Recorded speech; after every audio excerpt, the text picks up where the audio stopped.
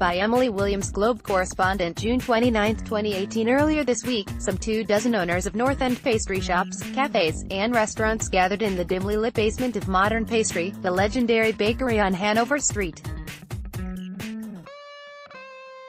Starbucks, the world's largest coffeehouse chain, has plans to open a location at the corner of Cross and Hanover Streets, a prime spot by the Greenway known as the gateway to the North End. The longtime business owners see the corporate giant as a threat to the neighborhood's old world feel, and felt the time had come to take action. "It's about time we made a unified stand," Damien De Paola said to his fellow business owners seated at the wooden bar and surrounding tables. "Starbucks does not belong in our neighborhood. In parts of downtown Boston, Starbucks seem to be on nearly every corner, and there are 10 within a half-mile of the proposed location," according to business owners.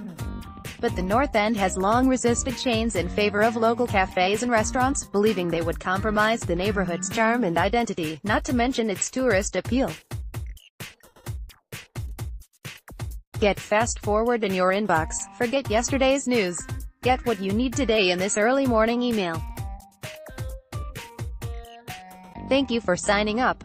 Sign up for more newsletters here. "Starbucks is everything that the North End isn't," said John Picariello, co-owner of Modern Pastry.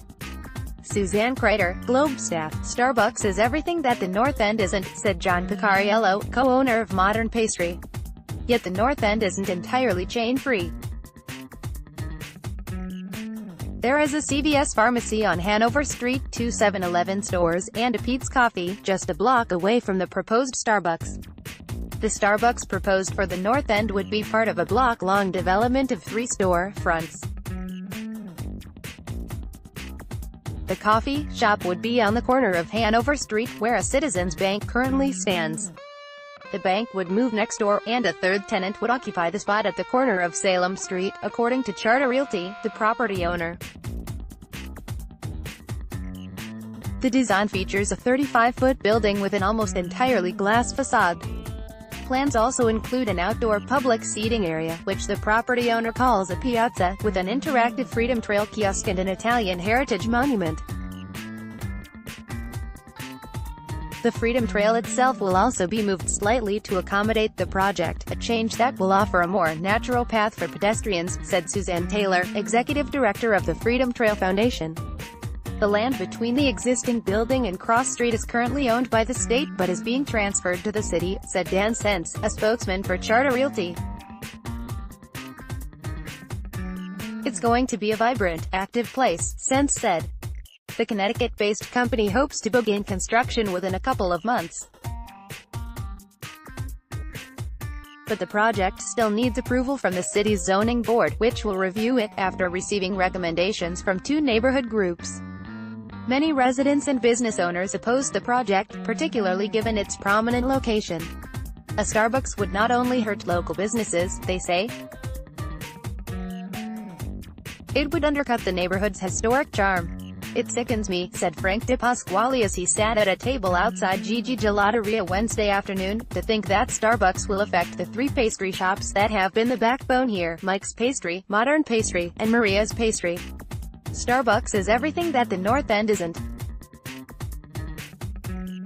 John Picariello, co-owner of Modern Pastry. DePasquale, who owns 7 restaurants in the North End, moved to the neighborhood from Italy in 1955. He remembers coming to the Café dello Sport, a North End establishment, for over 60 years, as a child. His father would have an espresso, he would have a cannoli. Vince Spencer, 29, now carries out the day-to-day operations of his grandfather's business at Café dello Sport, serving customers like Renato Elia, a native of Albania who comes to the North End because it makes him feel like he's in Europe. "This is a lifestyle I love," Elia said while enjoying a sandwich and an espresso at the cafe with a couple of friends. Other customers said Starbucks conjures images of disposable cups with misspelled names and patrons sitting alone, laptops up and headphones on. "It would take away from the beauty of the neighborhood," Elvis Vega said over coffee at Café dello Sport. You go there, and you don't feel the warmth. On the cafe counter were pages of coffee-stained petitions against the Starbucks proposal, filled with names, emails, and comments like, "Stay local," "Stop Starbucks," or, simply, "No." An online petition, started by the same group of business owners, had garnered over 1,600 signatures by Friday afternoon.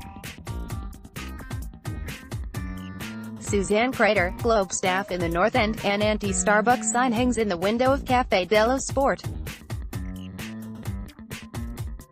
Starbucks said the store, while in its early stages, would fit nicely into the neighborhood. "Our local teams are working to design the right experience for our customers to make sure we're reflecting the history and character of the community," the company said in a statement. "We know our customers are passionate about coffee as well as their local businesses, and we believe independent stores and small chains can continue to grow and thrive along with Starbucks." On Thursday, representatives of Charter Realty, Starbucks, and the mayor's office met with a crowd of North End residents to discuss the project. The meeting began with a request from Maria Lanza, the city's neighborhood liaison, to speak in turn, hold their applause to the end, and keep their emotions in check. But during 3 hours of spirited comments and questions, her calls went largely unheeded. Opponents, who ranged from lifelong residents to young, recent arrivals, delivered a clear message to Starbucks: "We don't want you here." Sarah Picariello-McGee, co-owner of Modern Pastry, warned that while opening a Starbucks in the North End might seem like a good idea now, it could backfire by opening the door for other chains. "Soon enough, the North End is like every other place," she said. "Then no one wants to come." Several opponents said they were offended by the Realty company's decision to call the outdoor seating area Piazza and flatly rejected its proposal to build an Italian heritage monument. Karen Johnson, who manages government approval processes for Charter Realty, said the company was trying to improve the neighborhood. "Our objective is to create something that is better than what is out there today," Johnson said. "To do that, we need a viable project and viable tenants." State Representative Aaron Michlovitz, who represents the North End, said that he had heard from people who support the project, and that he hadn't taken a position yet. "The fight is not over," Michlovitz said. "This is not a done deal." Emily Williams can be reached at emily.williams@globe.com. Follow her on Twitter at Amelia_Williams.